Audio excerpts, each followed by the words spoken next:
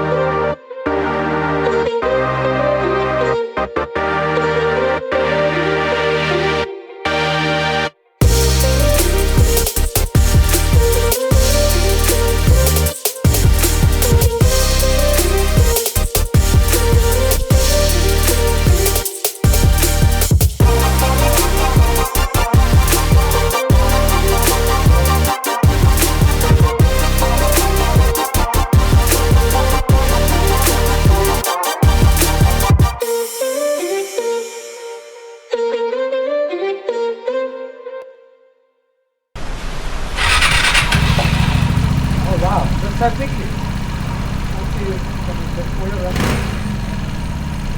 Big one's already. Wheels already in.